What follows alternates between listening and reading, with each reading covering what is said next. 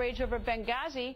Congressman Jason Chaffetz on the House Oversight Committee says watchdog groups getting more access to the Obama administration's emails than Congress. Representative Jason Chaffetz joins us. Nice to see you, sir. Thanks, Greta. Glad to be here. So you're not happy. I've actually seen one sample where this is the email you got, which is basically nothing. It has absolutely nothing in it. And that same email was provided to Judicial Watch. They got one more thing to you. They got the name of the person who actually sent it. So they got one more thing than you did.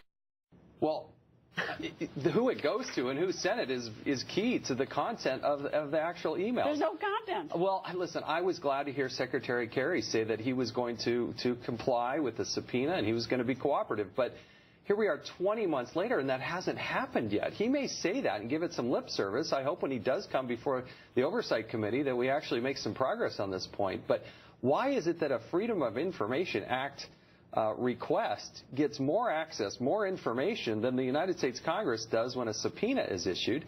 And why are they retroactively changing the classification? If you look at those emails, they were originally unclassified. Now suddenly they're secret, and we can't look at the content of those? Well, I assume that the Select Committee is going to change things, right? Yes. In terms of, sort of the process of the investigation. Is that going to stop the oversight investigation to sort of, the Oversight Committee has been pursuing this. Does it now cede the authority to the Select Committee? I think the way I understand it, we haven't seen the rules to it, but all four of the committees, which I think have done great jobs at looking at certain portions of this, now have this focused and funneled under Chairman Gowdy. I could not be more thrilled that the Speaker picked Trey Gowdy as the perfect person in the right spot to get to the bottom of this. And all we ask for is truth and justice. We just want to understand what really happened, whatever that might be. Do you want to be on this committee? It would be an honor. I poured my heart and soul into this. A lot of people have.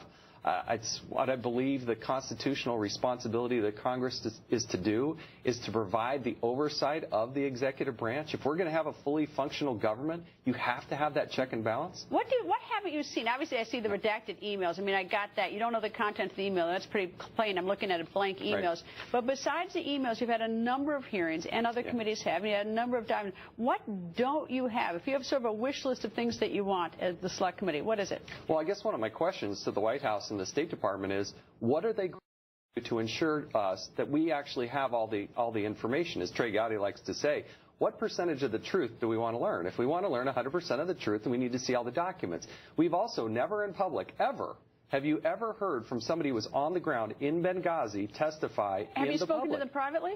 I have spoken to some of them, not all of them. And Did you learn anything that's helpful? Oh, yeah. Greta, there's so much information that I have been able to see. Well, I can't spill a lot of the classified information there, but some of the core questions, for instance.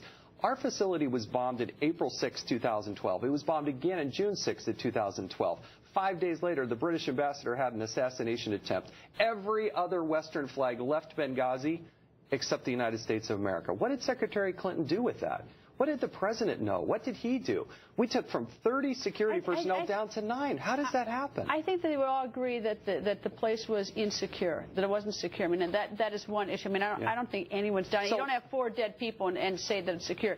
Is there anything post the deaths? I mean, that you think? Do you think there's a cover-up, for instance? Well, we haven't seen all the information. We're getting different redactions on different emails. But I also want to look at, why did it take the United States military so long to get there? I just don't understand it. You could have driven from Provo, Utah to Salt Lake, gone on a Delta flight to Paris, and then go down to Benghazi faster than our military got there. Isn't anybody else in the world concerned about this? Where are the Democrats on this? You know what? I want the documents declassified, and I want to have the transparency. I want to see what people were saying and doing, so we can get to the facts. But that's what I'm interested in. Anyway, Congressman, nice to see you. Thanks, Greta. And remember, former